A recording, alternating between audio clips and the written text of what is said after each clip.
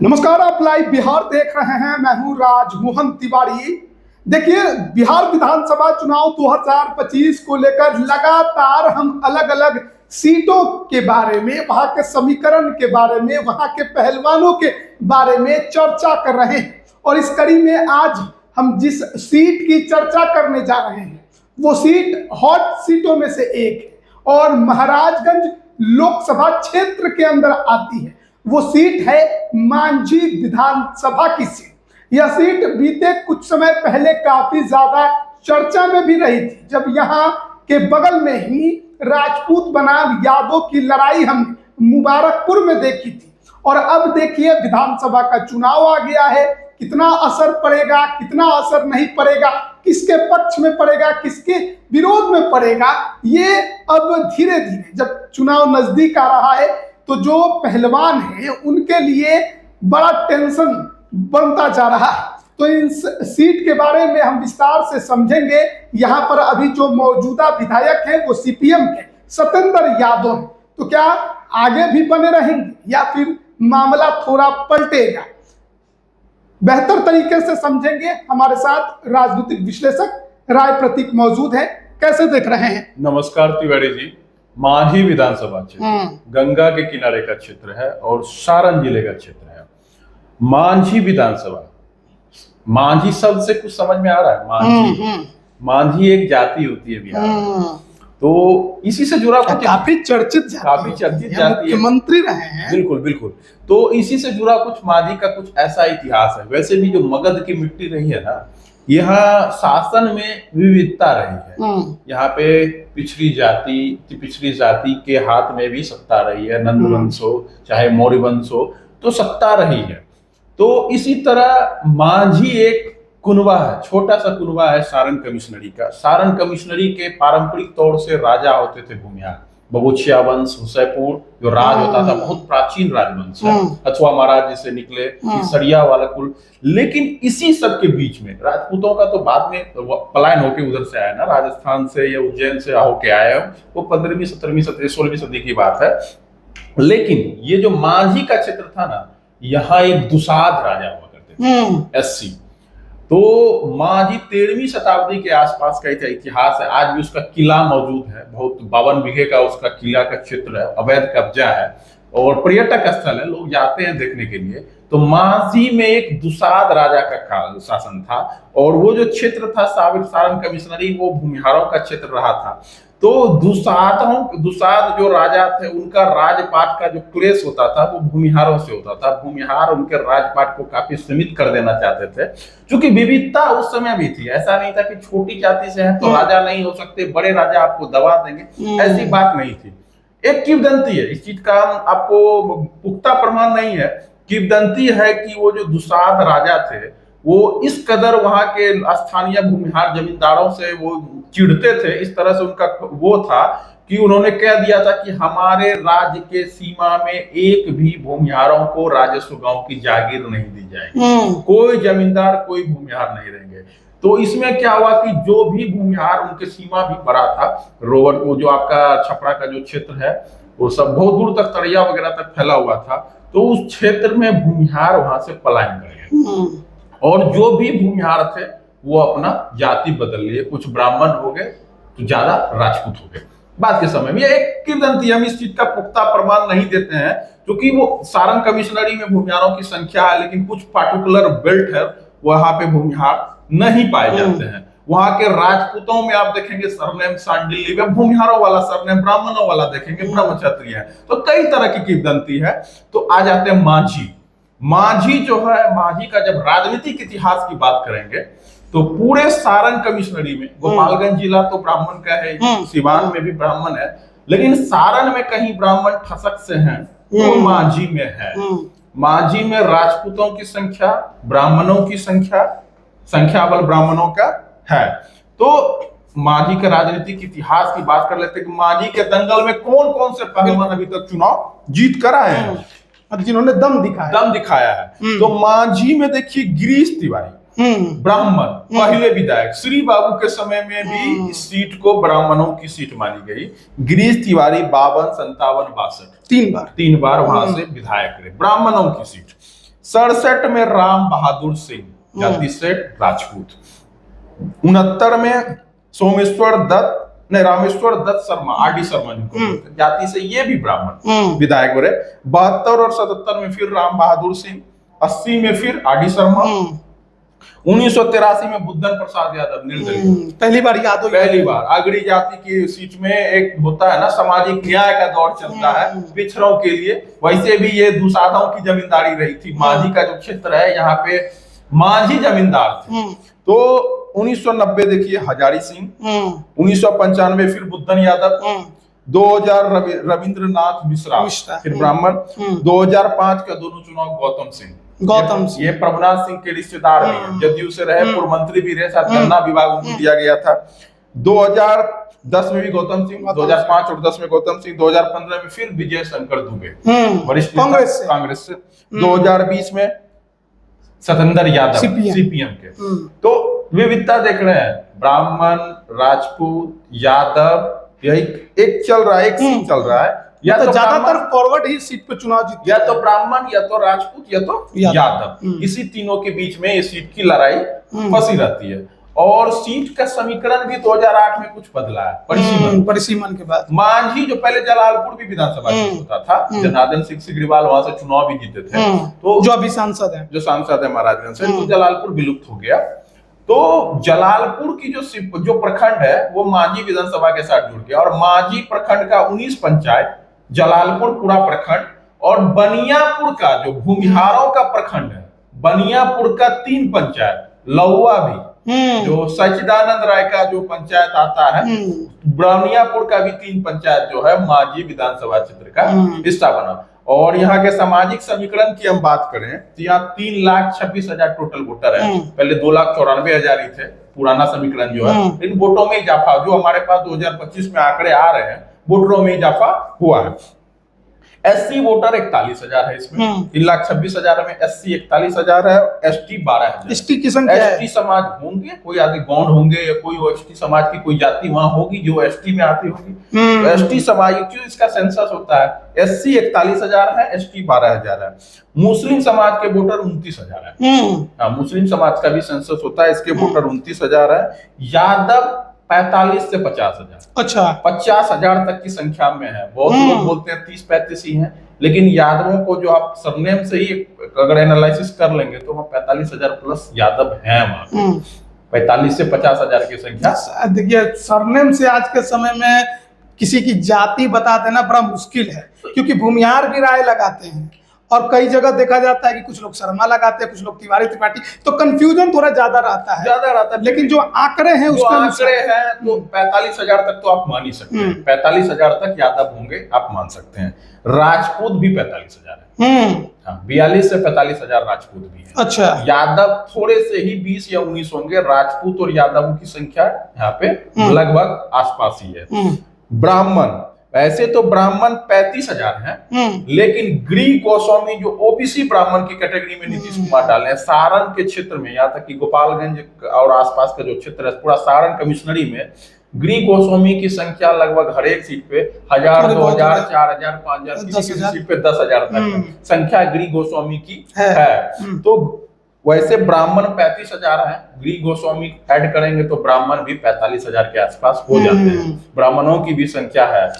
ऐसे तौर पे गिरी गोस्वामी पहले ब्राह्मण में ही काउंट होते थे, लेकिन नीतीश कुमार ने उन्हें अति पिछड़ा में डाला। बिल्कुल। तो ऐसे ब्राह्मण 35,000 है, लेकिन गिरी गोस्वामी को अगर ऐड करेंगे उनकी और भी जो है तो 45,000 तक, 45,000 के आसपास राजपूत, 45,000 के आसपास यादव, 45,000 के आसपास, और इन्हीं तीनों में लड़ाई होती है।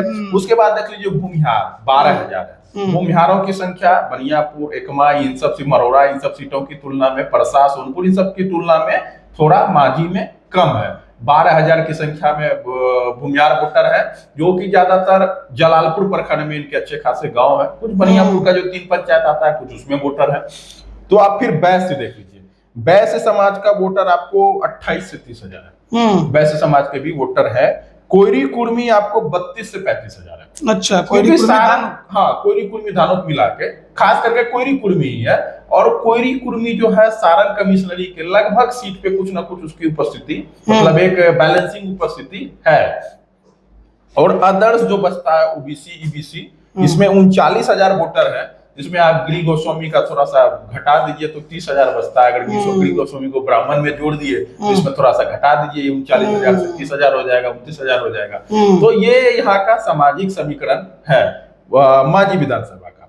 अब दावेदारों की बात कर लेते हैं। मांझी विधानसभा क्षेत्र में सीपीएम की सीट है, बिल्कुल सिटिंग विधायक है, और सतेंद्र यादव लोकसभा चुनाव में काफी डिवोटेड भी रहे महाराजगंज लोकसभा से, उस सबसे कम मार्जिन से तरैया, तो महाराजगंज की सीट मांग रहे थे।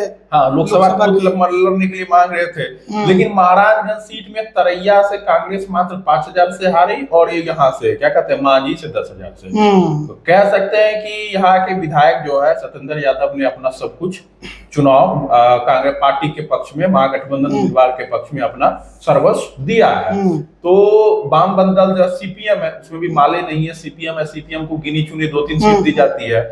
तो लेकिन हो सकता है बदलाव हो जाए, इधर कांग्रेस 2015 में यहाँ पे जीती थी, लेकिन 2020 में उसने सीट छोड़ दी। सारण कमिश्नरी में बदलाव होना बहुत जरूरी भी है। आप एक बगल से सारण कमिश्नरी में जब तक सामाजिक संरचना बदलेगा नहीं तब तक उपाय नहीं आरजेडी अलायंस के लिए। अच्छा, आप देख लीजिए ना, एकमा यादव, मरहौरा यादव, मांझी यादव, तरैया यादव, छपरा यादव, आपका क्या कहते हैं सोनपुर यादव, परसा यादव, एक बगल से आप पूरा सारण जिला में यादव चुनाव लड़ा रहे हैं। कुछ तो बदलाव कीजिए, किसी एक सीट पे ब्राह्मण को भी दे दीजिए, एक आध 2 सीट पे भूमिहार को लड़ाइए, बनियापुर जैसी सीट है, मरहौरा जैसी सीट है, अब तो अमनौर जैसी भी सीट है, चोकर बाबा भी बार-बार इधर से उधर कर रहे हैं। लेकिन अमनौर में भूमिहार की संख्या कम है, लेकिन पहलवान तो है, चोकर बाबा विधायक रहे हैं, 15,000 वोट है, उन्हीं को देगा ना जो जीतने लायक हो। जितने लायक हो। चोकर तिवारी है, उनका निर्दलीय भी वहां से वो वोट लाए, अच्छे खासे लाया, पहली बार 17-18,000 वोट लाए थे। हाँ, तभी तो बीजेपी ने टिकट दिया,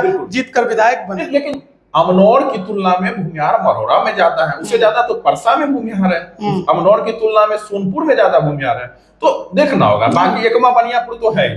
तो भूमिहार लड़ाए, ब्राह्मण लड़ाए, कुछ राजपूतों को भी मौका दे, कुछ अन्य पिछड़ी जाति को भी, क्योंकि सारण जिले में यादव यादव यादव हर जगह अमनौर यादव, परसा यादव, मरहौरा यादव, सोनपुर यादव, सब यादव यादव, तरैया यादव, एकमा यादव, सब यादव यादव चल रहा है। तो ऐसे स्थिति में कैसी राजनीति? कुछ ना कुछ तो कम करना पड़ेगा, एक आध 2 सीट तो माइनस करने की जरूरत है। इसीलिए आप तो रोहिणी आचार्य भी उधर चुनाव लड़, इसीलिए तो आप सारण लोकसभा हार रहे हैं, महाराजगंज लोकसभा हार रहे हैं। रोहिणी आचार्य जैसा कैंडिडेट, अखिलेश प्रसाद सिंह जैसा कैंडिडेट जब चुनाव वहां से हार रहा है तो कुछ ना कुछ तो फॉल्ट है ना।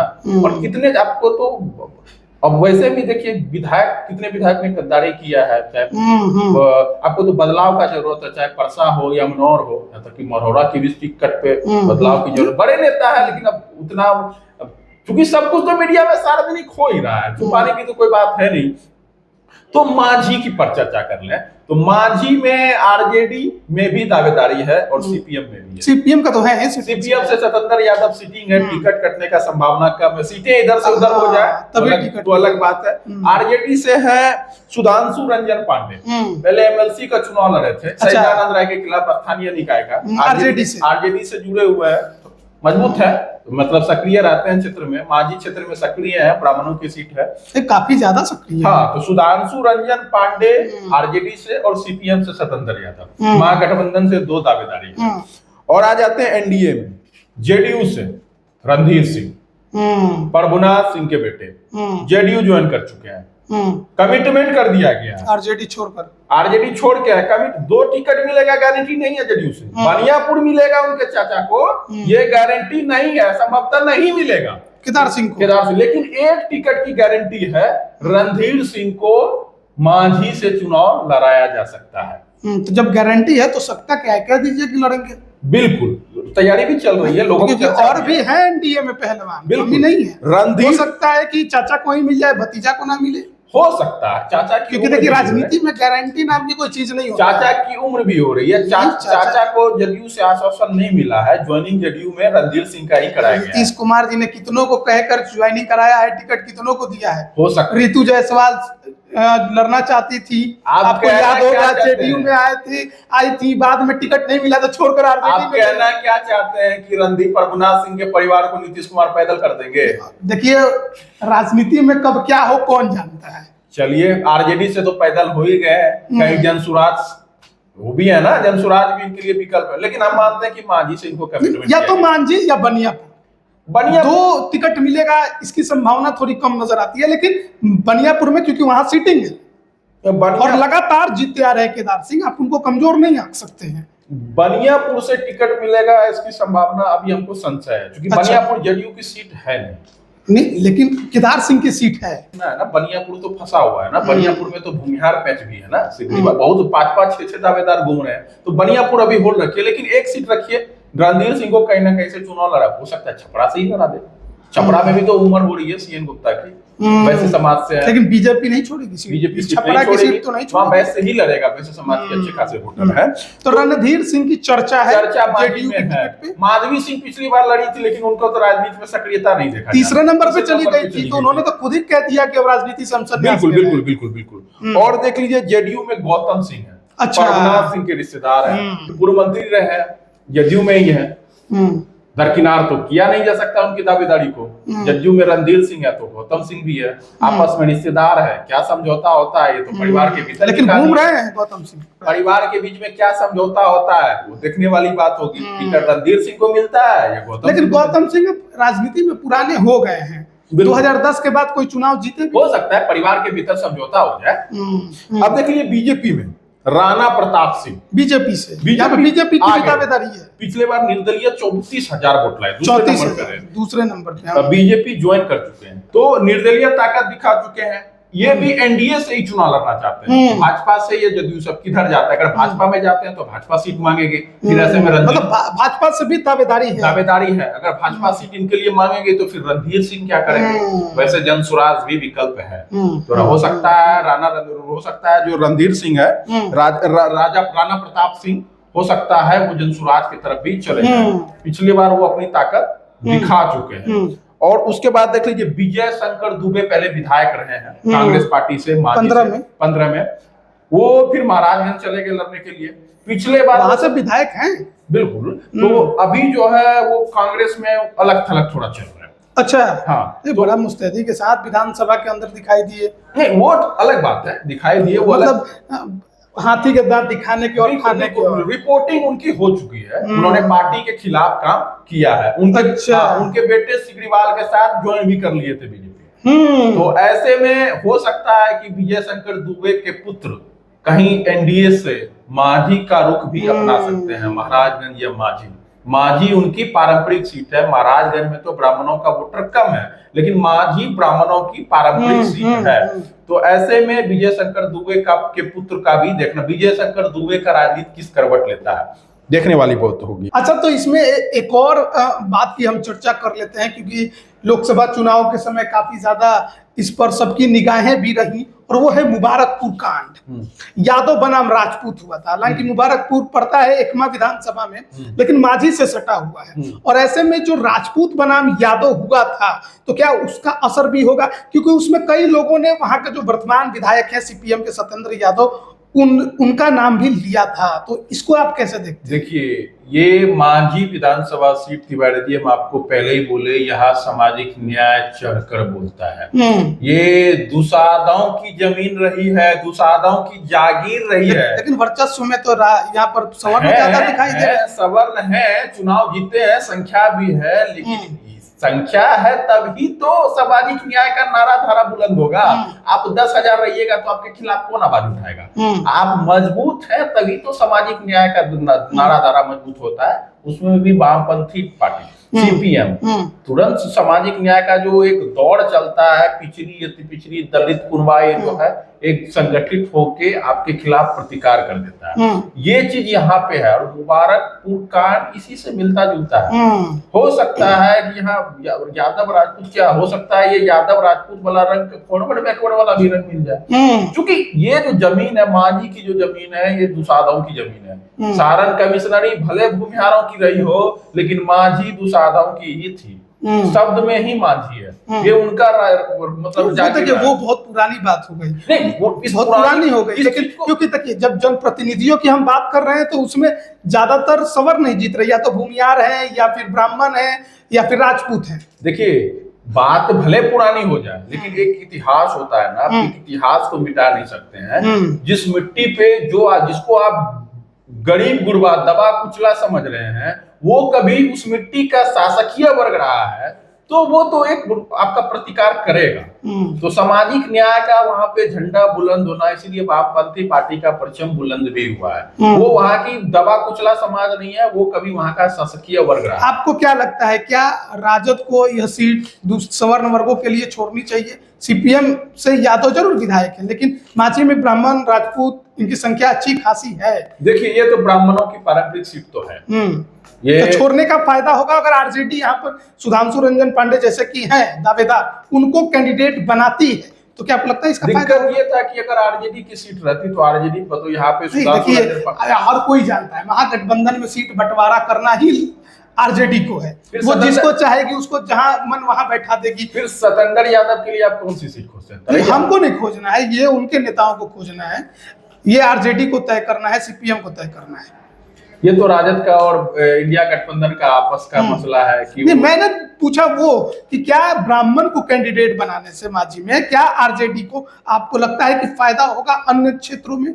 ये ब्राह्मण कैंडिडेट भी देने से आरजेडी यहाँ से चुनाव जीत जाएगी। और सीपीएम के चुनाव जीतने का आधार है वो यहाँ पे सामाजिक न्याय का गोली खेलता है। वो आपको अगड़ों के बिना बनाम यहाँ पे गोलबंदी होता है, ठीक है। तो सबका अपना अपना जीतने का अलग अलग उसका स्ट्रेटजी है। अगर सीपीएम को टिकट देता है तो चुनाव लड़ने का स्ट्रेटजी अलग होगा। अगर राजद से किसी ब्राह्मण को टिकट दिया जाएगा तो चुनाव लड़ने का स्ट्रेटजी अलग होगा। ये डिपेंड करेगा, जब आगे की राजनीति होगी, गठबंधन में वाम दल रहता है तो ठीक है, नहीं रहता है तो फिर विकल्प है। तो ये आगे की चर्चा है, आगे फिर कभी चर्चा होगी इस पर। तो देखिए, हम बातचीत कर रहे थे मांझी विधानसभा सीट को लेकर, और इस सीट पर जिस तरीके से अभी हाल के समय में दावेदारी महागठबंधन के अंदर बढ़ी है, उसमें सबसे बड़ा जो उभरता हुआ नाम है वो है सुधांशु रंजन पांडे। एमएलसी का चुनाव आरजेडी के टिकट पर लड़ चुके हैं, सचिदानंद राय के खिलाफ लड़े थे, दूसरे नंबर पर रहे थे, लेकिन अब मांझी से विधानसभा का चुनाव लड़ना चाहते हैं। आरजेडी ने बहुत कुछ उन पर भरोसा जताया, बहुत काम भी दिया है, सक्रिय भी हैं, लेकिन सिटिंग सीट सीपीएम की है, सतेंद्र यादव की है। तो देखना होगा कि क्या महागठबंधन में इस सीट को लेकर आरजेडी कोई बड़ा फैसला करती है। वहीं बात अगर करें एनडीए की, तो यहाँ पर दावेदारों की कमी नहीं है, चाहे बात आप जनता दल यूनाइटेड की कर लीजिए या फिर बीजेपी की कर लीजिए। रणधीर सिंह, प्रभुनाथ सिंह के बेटे, बाहुबली प्रभुनाथ सिंह, जो कि महाराजगंज के सांसद रहे, अब रणधीर सिंह आरजेडी छोड़कर उनका जो पूरा कुनबा है, पूरा परिवार है, वो जदयू में आ गया है। और ऐसे में रणधीर सिंह को लेकर इस क्षेत्र में काफी ज्यादा चर्चा है कि वो चुनाव लड़ेंगे जेडीयू के टिकट पर। और क्या नीतीश कुमार सचमुच इस बार रणधीर सिंह को ही उतारने की तैयारी में है, या फिर इस सीट पर चुनाव आते आते कुछ और भी आपको माहौल देखने को मिल सकता है। राणा प्रताप सिंह उर्फ डब्लू सिंह भी तैयारी कर रहे हैं। देखना होगा कि किसके पक्ष में मामला फिट बैठते नजर आता है। बने रहिएगा हमारे साथ। आप सभी का बहुत बहुत धन्यवाद।